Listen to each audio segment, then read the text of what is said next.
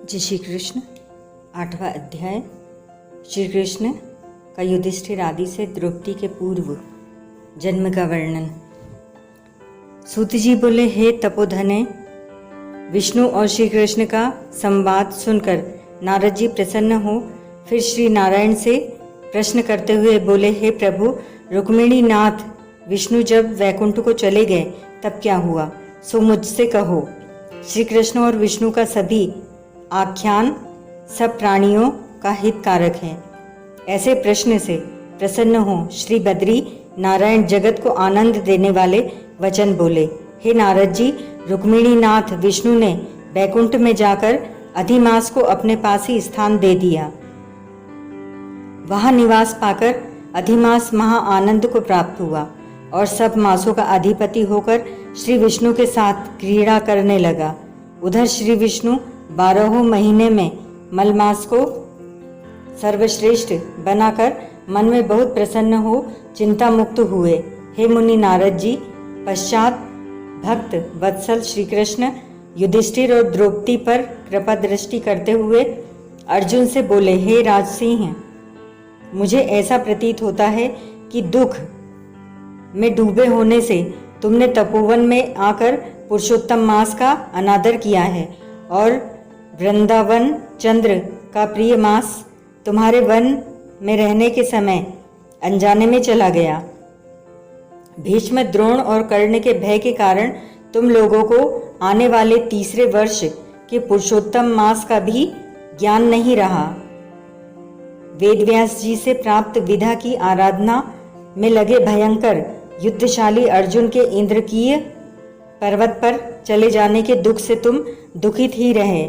अब आप पूछें कि क्या करना चाहिए, तो मैं कहूँगा भाग्य का सहारा लें, क्योंकि भाग्य का लिखा अवश्य भोगना पड़ता है।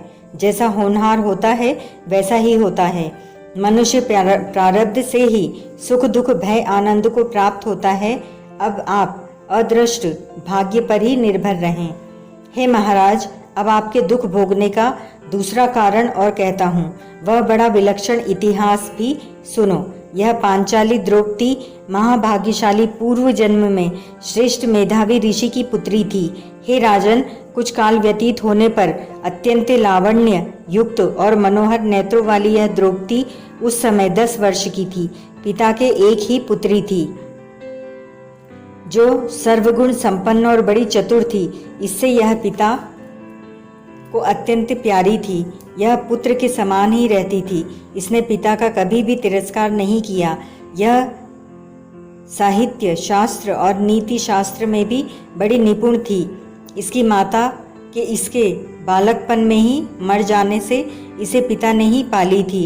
एक दिन यह पड़ोसिन सखियों का सुख देखकर स्वयं भी पुत्र पौत्र की इच्छा करने लगी और इसी चिंता में रहने लगी कि मुझे भी सद्गुण संपन्न सौभाग्यशाली पति और सुख देने वाले श्रेष्ठ पुत्र की किस तरह प्राप्ति हो।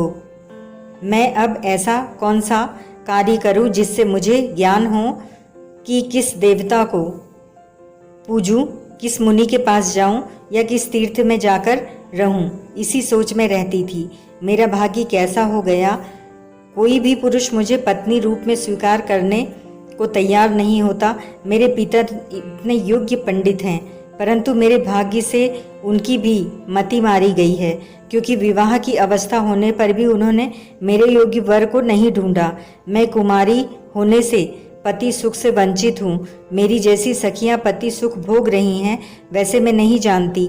मेरी माता मुझे बचपन में ही छोड़कर स्वर्ग को चली गई। इस प्रकार शोक और मोह की तरंगों से पीड़ित हो वह थपेड़े खाती रही। उधर मेधावी ऋषिराज पृथ्वी पर कन्यादान के निमित्त योग्य वर ढूंढ रहे थे, पर वैसा योग्य वर नहीं मिलने से उनका मनोरथ निराश हो गया। देवयोग से उनको महादारुण तीव्र ज्वर आ गया। तब ऋषिराज का शरीर ज्वर के दुख की तीव्र ज्वाला से फटने लगा और जोरों से श्वास के ऊपर श्वास लेते हुए अचेतन अवस्था में जैसे कोई मदिरा पीकर लड़खड़ाते हुए गिरता पड़ता आता हो, उसी प्रकार घर में आकर जमीन पर गिर पड़े और पुत्री को स्मरण किया। पुत्री भय से व्याकुल हो जैसे ही पिता के पास आई तब तक वे मरणासन्न हो गए। देवयोग से एकाएक कांपने लगे और कन्यादान के संबंध में जो विवाह महोत्सव की कल्पना थी वह नष्ट हो गई और पहले के किए हुए गृहस्थ धर्म के परिश्रम के प्रभाव से सांसारिक वासनाओं को छोड़कर उनने भगवान में मन को लगाया और वह मेधावी ऋषिराज श्रीहरि पुरुषोत्तम नीलकमल के समान श्याम वर्ण वाले त्रिभंगी मनोहर आकृति वाले भगवान को स्मरण करने लगे। हे रासेश्वर, हे राधा रमण, हे प्रचंड भुजाओं से दैत्य को मारने वाले, हे अति उग्र दावानल के पान करने वाले, हे गोप कुमारियों के उतारे हुए वस्त्रों को हरण करने वाले, हे श्री कृष्ण, हे गोविंद, हे हरे, हे मुरारे, हे राधेश, हे दामोदर, हे दीनानाथ, मेरा बारंबार नमस्कार है। मैं भव सागर में डूब रहा हूँ, मेरी रक्षा करो। मुनि के ऐसे आर्त वचन सुन गोलोक से भगवान के दूत शीघ्र ही आ गए और मरे हुए मुनि का हाथ पकड़कर भगवान के चरण कमलों में ले गए। इधर वह ऋषि पुत्री अपने पिता के प्राणों को निकलता देख हाय हाय कर रोने लगी और पिता की देह को गोदी में ले दुखित हो विलाप करने लगी। महादुखित हो दारुण रुदन करके कुर्री पक्षी की भांति विलाप करती हुई वह अपने पिता से बोली, मानो वे जीवित हों। हाय पिता, है पिताजी, हे कृपा सिंधु, अपनी पुत्री को आनंद देने वाले आप भी मुझे अकेली छोड़कर गोलोक धाम को चले गए। हे तात, बिना पिता के अब मुझे कौन रखेगा? न मेरे भाई है, न कोई कुटुंब का और न मेरी माता ही रही। कौन मेरे भोजन और कपड़ों की चिंता करेगा? हे पिताजी, अब मुझे वेद ध्वनि भी सुनाई नहीं देगी। इस तुम्हारे सुने आश्रम में मैं कैसे रहूंगी? इससे मैं भी प्राण त्याग दूंगी। ऐसे जीने से क्या लाभ है? हे मुझे प्यार देने वाले पिता, बिना विवाह कार्य संपन्न किए आप कहाँ चले गए? हे तात, हे तपोनिधे, अब लौट आइए और अमृत के समान मीठी वाणी में मुझे पुकारिए। आप चुप क्यों हो गए हो? उठिए उठिए, अब सोए हुए बहुत देर हो गई।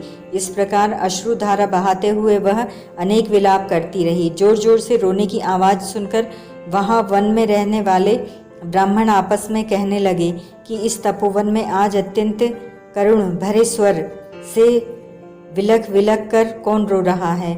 तब वे सब तपस्वी महर्षि की पुत्री का रोना समझकर और निश्चय करके हाहाकार मचाते हुए वहां पहुँचे और पुत्री की गोद में मरे हुए मुनि को देख वे सब मुनि भी रोने लगे। फिर पुत्री की गोद से शव को उठाकर शमशान में शिवालय के निकट ले जाकर चिता बनाकर अंत्येष्टि विधि से दाह किया क्रिया संपन्न की। पश्चात कन्या को अनेक प्रकार से समझाकर वे सब अपने अपने स्थान को चले गए। कन्या ने धैर्य धारण कर पिता की संपूर्ण क्रिया के लिए यथाशक्ति धन खर्च किया। वह श्राद्ध आदि क्रिया करके उसी तपोवन में रहने लगी। जिस प्रकार बछड़े के मर जाने पर गाय आंसू बहाते हुए खाना पीना छोड़कर बिलखती रहती है, उसी प्रकार वह पुत्री भी पिता के मरण जनित कष्टों से रोती बिलखती आंसू बहाती हुई खाना पीना छोड़ अत्यंत व्यथित रहती थी। ओम तत्सत।